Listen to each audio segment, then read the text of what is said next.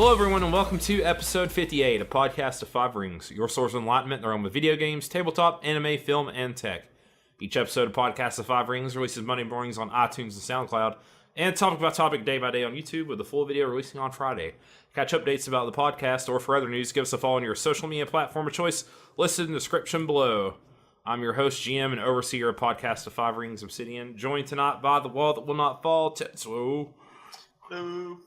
And the resident wildcard, Mao. Yo.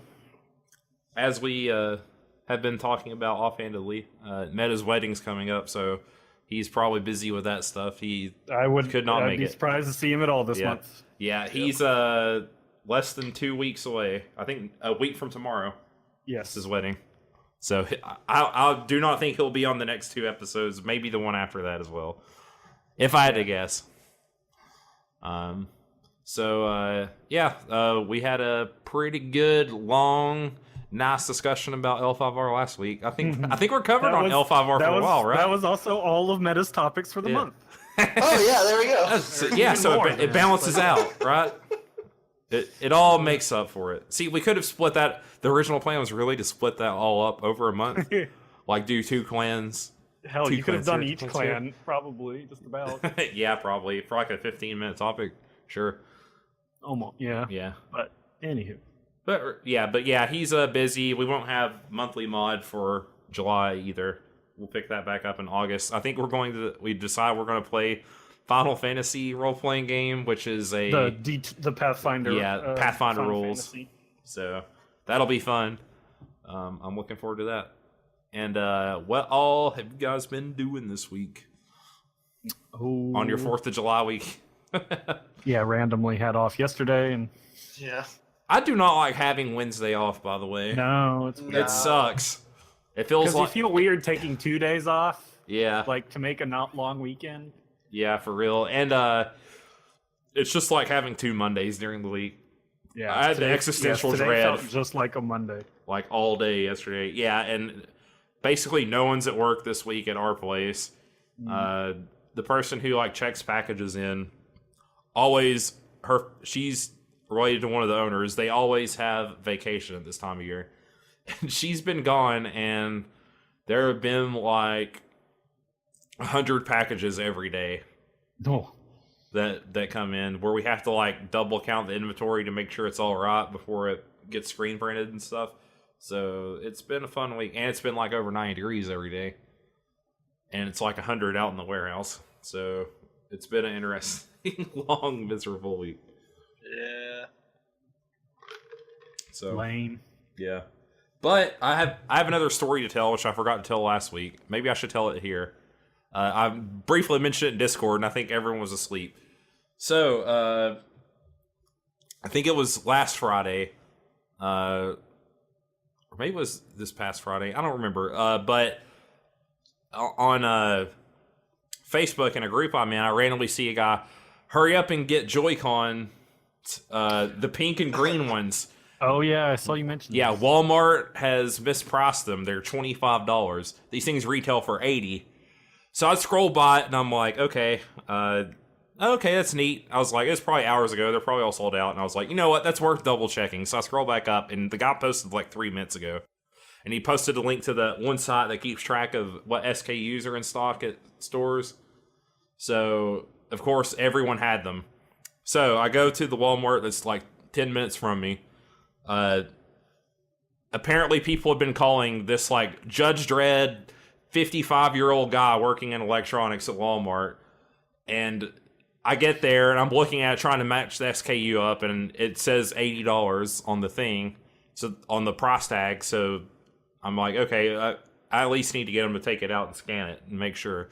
So another kid comes over. It's like, yeah, I want that, and he's pointing to the Joy-Cons, and then we give each other like a knowing look, but the old man guy's like, nope, I'm not taking them out. He's like, those are $80. They're $80.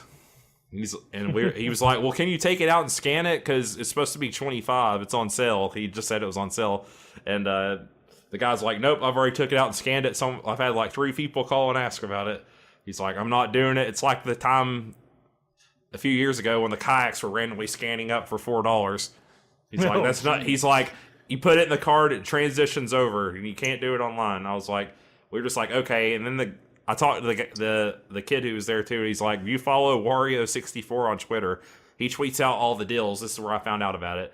I was like, I'm gonna go like back to my old Walmart where I used to live because it's in the middle of nowhere, like redneck town. So I know nobody's buying no pink and green Joy-Cons there. So I drive another like 15 minutes there. There's no one in electronics because it's like 11 o'clock at night. Finally, I find an employee. It's like the short redneck guy. I get him to take it off. He's like, I gotta take it to the front. So I'm like, okay, God, here we go. We start walking to the front. I'm standing in line.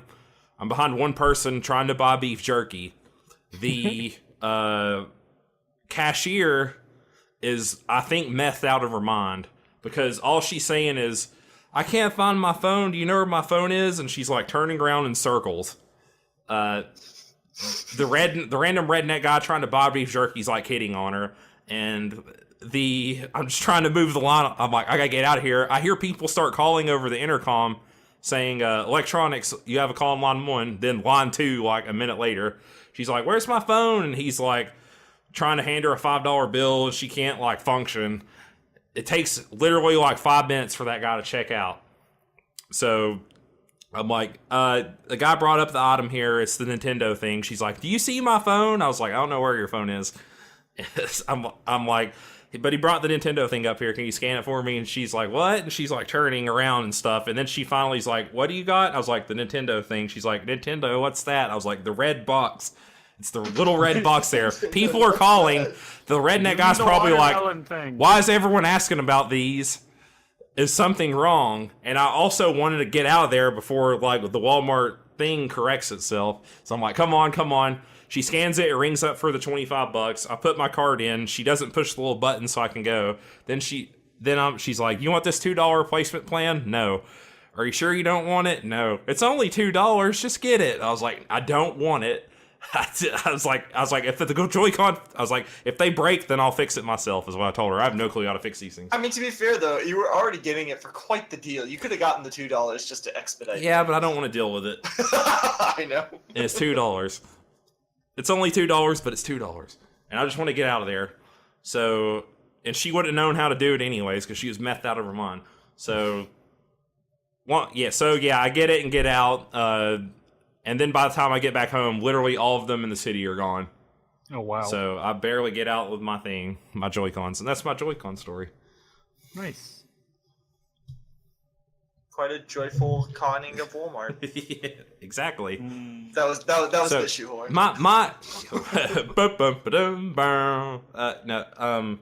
So yeah, I'm like, why is this old man guy trying to protect Walmart's bottom line so fiercely? Sometimes people just take their jobs real seriously. I would have at least scanned it, and if stuff scans up for that price and I didn't mess it up, I don't care. I'm gonna let people have it. It's on the company at that point, unless you send out like a memo saying don't sell these, pull them off the shelves. So, but yeah, that guy got bombarded with calls, and he was just like, something's fishy. I remember this kayak scheme. I'm not gonna let people undercut my glorious husbando, Sam Walton. So, yeah, but I got my pink and green Joy-Cons. They are on my Switch right now, right next to me. Nice. And I will play with them because those are $25 Joy-Cons. They'll never be that cheap again. Yeah, I just still have my default Joy-Cons. Yeah, so that's my story. And that's my topic. No. No. Deals. What's the best deal on games you got? That's actually not bad. Maybe we should talk about that one day. But today, instead, I'm going to talk about character builds, specifically with tabletop RPGs. I want to know which one you guys like. I'm sad Meta's going to miss this because 3.5 has a lot of cool stuff that I don't know about because I haven't played a lot of 3.5. So any game, any tabletop game, what are the builds you like to play? What's one that you played before that was a lot of fun? Well, I have to give the arbitrary that I really do like the Hida because I like the Hida Bushi class. But what specifically build of a Hida? I love High Earth build. Just again the whole the tanky version. Yeah, for the most part, tank tends to be what I go under because if I don't, I still wind up in the tank position. Except now I am squishy, and so therefore I always build with tank everyone in else is a mind. wizard. I see. Um, I always want to play tanks too. So for Yeah. some reason, But I think because you mentioned 3.5, I think one of the most fun builds, class build that I ever have played was the Totemist. I do not know this one. I love So me some Incarnums. yeah, so the 3.5 had this problem where they would keep creating new magic systems and just reskinning it for a different flavor. So like you had Psionics, and then you had the Arcanum, which I guess was Soul Magic Incarnum. Yeah, it was sort of soul or magic. Incarnum. Yeah. You would sort of create your own magical items, I guess, as kind of the flavor, but they didn't. Yeah, I think it's supposed to kind of be like powering yourself from your own key or whatever. And I think there was one that like specialized in like stealing it from other people or something. Necrocarnum was the Yeah. evil one. Yeah.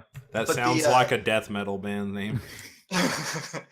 But the Totemist was essentially your barbarian Incarnum class, and it let you use the Incarnum to create magical items for each of the slots in your body that were related to magical beasts. So you would be a raging barbarian with a mask of a coat of a displacer beast, and the mask of a chimera, and et cetera, et cetera. It focused on all animal type stuff, lots of natural attacks or special abilities like that emulated abilities from these creatures. I have a feeling barbarian is one of your favorite classes, Teds. I just love the idea of raging, and again, because I play tank, so I want the most deep. I want to be a DPS, but a tank is really what keeps me alive, so I have to play DPS tank, which is kind of the Berserker Barbarian build. Yeah. To be perfectly honest, it's really, if I could take Rage and put it, the Rage mechanic in general, and put it on anything, I will probably play the thing that Rage is on. They're probably the best 5e tanks. So. Typically in... at least in D&D senses, tanks are already are also steady DPS as opposed to spike DPSs. Yeah, your rogues and sorcerers and wizards and such. What about any other games? Doesn't have to just be D&D or L5R. Those are the two that have really stuck with me. Then again, I like. I know that I mentioned Fate fairly often. I think one of the things I love about Fate is the fact that you can build a character based off of whatever whim you want to. And I'm very much an ADHD kind of player where whenever I do a new game, if I have the option, I will kind of try to do something new with stuff that I already have. As I said, I like to take the rage and I like to put it on different things. So. All right, what about you, Mel? I'm a big fan of jack of all trade type characters. What was it? There's one class that's pretty cool, in particular from 3.5, that's called the Factotum. You can do a little bit of everything. All right, how does he do a little bit of everything? Because they get every skill in the game. And then they've got things like they can cast a handful, very small amount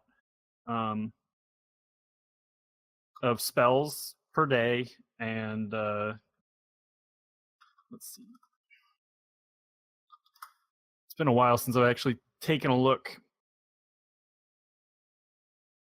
Yeah, they can emulate certain abilities, they can pretend to be like a cleric with their channel. They can channel divine energy. So you're like a mimic. Yeah. As 1D4chan quotes it, basically the Factotum is a super nerd who uses his intelligence and observation to mimic other class abilities a couple times per encounter. Yeah.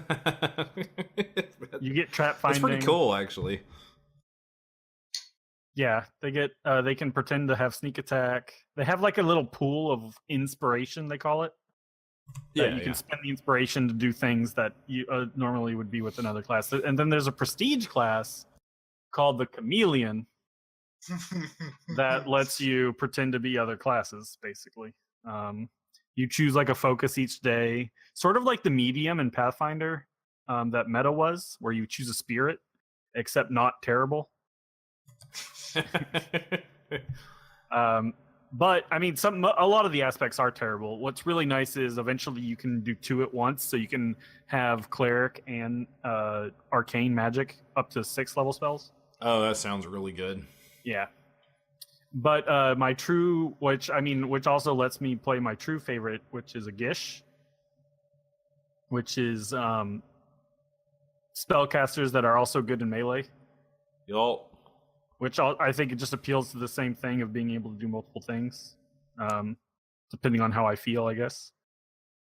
My favorite prestige class in 3.5, it was the Swiftblade, which is someone who has, which is a caster and a martial with full base attack bonus, and was so focused on the haste spell that they started like their mastery over it let them do some crazy things, like just eventually I think they had a 50% miss chance on everything to them. Yeah. And then at high levels they could use it to stop time for a few rounds, basically. Oh, that's cool. Which I loved. But you're tedious. I think I like being able to do more than one thing, like options. Yeah, I like having options, being versatile. That's what appeals to me most when building a character. Like in Pathfinder, the Alchemist class, I quite like because they can do a lot of things. Outside they can of blow that, up your other party members' tats, right? I don't know what you guys are talking about. I didn't blow up my party members. Everyone was still standing at the end of this. It was fine. I rolled really well on my hit die. Yeah. I mean, there's a precise bomb feature that lets you ignore squares. Who needs that? That's not fun. For a one shot. Well, yeah, for a one shot. But yeah, I haven't played a ton of other games necessarily. It sounds like Bard is your class for 5e then, probably. I mean, 5e Bards are pretty great. Now, and they have like a Gish archetype. I think 2 of them now. 2. Yeah, I think the second one's better. College of Blades and College of War. Something like that. Swords and War, maybe? Or Battle that might be it. Swords? Something like that. Yeah. Unfortunately, they don't get the good melee cantrips. Yeah, it's only wizards, warlocks, and sorcerers, isn't it? Correct. Yeah. So yeah, I love playing Gishes. Warlocks. Just just take one level in sorcerer. Yeah, it's not the or worst. Warlock probably, honestly. Yeah, probably. Then you can do Hexblade. First level features. You can go Hexblade into Bard. Man, my biggest problem with the Warlock is they don't have quite as many spells as I'd prefer. No, but they rely do too much have on short rests. But they have the best DPS cantrips in the game. True. So. What about you, Obs? What do you like to do? I always gravitate towards tanky stuff too for some reason, though I played and enjoyed all kinds of stuff. I've talked about it multiple times. One of my favorite characters I've ever played was a D&D 4th edition fighter. I just love like the lockdown tank stuff, and you can kind of build that. I mean, you can pretty much build it in 5th edition, and I think you guys have talked about the Knot multiple times. Yeah, which is probably what I'd want to try and play if we ever did 3.5. But yeah, I tend to like those characters. Something in L5R I've always wanted to do, but I'm not going to do it because it's stupid and janky, is a multiple skull Shiva Daidoji. Oh. Who can guard 3 times as a free action at rank, and gets to rank 2 +5, so he doesn't take any penalty. You get access to good kata like Way of the Phoenix to give +3 to all your guards. I think if there was a Tamori alternate class that let them be Gishes, basically, which is what I probably there is. Because they get simple attacks with the elemental weapon spells. Yep, they're basically I mean, that's her whole thing in the flavor too, is that they aren't afraid to like learn how to use weapons and stuff and fight with them. The sad part is Dragon are at the bottom of my plans. There's also a water. I don't remember if water is their deficiency or not. It probably is, but because it would make sense. But might be air though, because they're kind of like not pacifist. Water has a spell that lets you take an attack action during the reaction stage, so you could eventually get 3 attacks, or if someone had access to that spell. So that's an interesting build. But yeah, I tend to like tanky stuff. Something I'm really looking forward to play, and I think I've talked about this maybe on the podcast. I know I've talked about it with you guys though. But is I got invited to a like monthly D&D group the other day. I ran into someone I used to play with randomly at Walmart, and he was we used to all play Star Wars D20 together, which I don't like that game, but that's for another day. He meant the group kind of broke up, and he mentioned that they were playing 5e D&D now with a different group that plays once a month or so on the weekends. I was like, I can probably swing that. I got invited to a game next weekend, but I think we're playing Werewolf next weekend, so I'm not gonna be able to make it. But I think I'm going to try to port over. I don't know what level they start at yet, but the Hexblade Samurai that I played in a one shot with some friends. Because that was a blast to freaking play. You can do DPS, you can range DPS with Eldritch Blast, and you can kind of tank alright because Samurai gets access to some temporary hit point abilities, and they're a fighter, so you get D10 hit points. Just have good con. Do you just take like a level in Hexblade, or 1 level in Hexblade? Yep. And then fighter the rest of the way. Yep. You attack with Charisma. You get your Hexblade Curse. And the character's background was just that his like grandfather's soul like was corrupted and turned into a demon, and it's now inside of the sword. So that's why he's the Hexblade. So it's just so much edge. It's so edgy and anime and cheese. And he was a half elf, so I can kind of be a skill monkey if I have to, and like help fill gaps in the group. But it's good. I'm gonna need to ask what everybody plays because they've been playing a few months already. So I need to find. I don't want if someone else is playing like a Hexblade or a Samurai, I'm not gonna make it. I'll play like a Grave Cleric or something like that because that looks cool, or a War Wizard. But yeah, so I gravitate towards tanky stuff, but I like playing like DPS and stuff too. I don't think I've ever played a healer in a tabletop game. Damage is always fun to do. Even if it is subpar, or at least in the magic side of things. I played a Rogue Ranger in 5e that was really strong, damage-wise. But Assassination Rogue just is one of the best multi-class. I don't think I've ever played a Cleric. 3.5 has some very nice Gish Cleric builds, though. But outside of that, really? What'd they have? There's a spell, Divine Power, that lets you just... get full base attack bonus basically, and then there's some ways. I think there's like it might be the War Domain, or probably some weird alternate feature somewhere that lets you cast some stuff as swift actions, some buffs, which is really helpful to buff as a swift action. Yeah. But yeah, they're pretty powerful. My roommate hates the Divine List, but it's got a lot of great buffs if you want to go that for just damage support. Yeah. And I'll answer for meta because I think he likes playing support stuff, and I think he's said that before. Yeah, he's mentioned it. Like in our mech game, it's all about supporting. Yeah, and he's played a few different support classes. I like playing those classes too, actually, when I can. Sometimes it's fun to just like give out buffs and like help, or like control-y stuff where you lay down traps on the hexes and stuff like that. Oh. That reminds me, actually, there was a game, not a tabletop RPG, but a MUD that we used to play. The class was called the Shaman, but it was essentially it was a debuff class, a debuff / somewhat damaging mage, but mostly debuff. And while buffing is probably more efficient, I love the hell out of buffing something to damnation and back, or debuffing, like just putting penalty upon penalty upon penalty upon penalty upon penalty. Like, there's just something satisfying about that. Yeah, Yeah, buffing's better because it's still around after the one thing dies or whatever, but it is Right. pretty satisfying. All right. Cool. Yeah, I played a battle mage in that game because it was a gish. Yeah.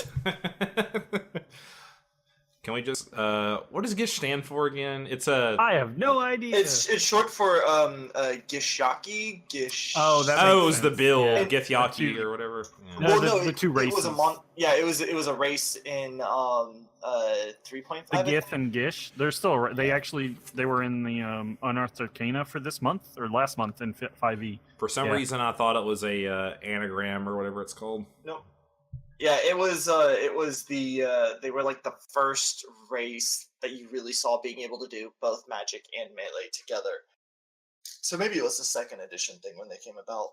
The Githyanki or Githyanki and the Gish something. no, it refers to the Githyanki fighter wizard, which I don't know why it's. I mean, maybe just because eventually it made it sound like Gish. Maybe. What's the other race then? That's the Githzeri, Githyanki and Githzeri. They're both That's Gith. what it was. Got it. Gish. Yeah, Gish. I like Gishes too. But yeah. If you ain't with the Gishes, you ain't with anything. So you're red mage. Got it. It's also Navajo digging stick. Really? Oh, okay. Yeah, Nice. or planting Yeah. stick, I think- cane, staff, crutch. Didn't Mao decide that's what he was doing? Was playing Red Mage? Oh, in that I have no idea. In FF8 In our- or F8 FF. Well, I don't know why I said Final Fantasy 8. Red Mage of Final Fantasy 8. The Final Fantasy RPG we're talking about doing. Maybe. Probably.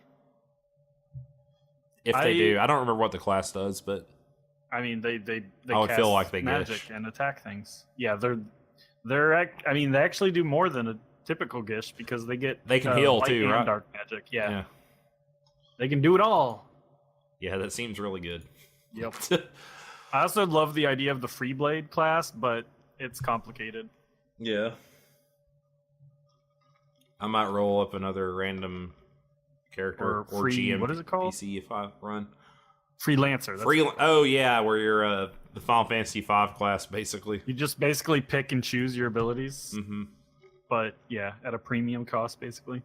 Yeah, you got you get like points, don't you? Yeah, I had a silly idea for that, but I don't know if I should try it or not.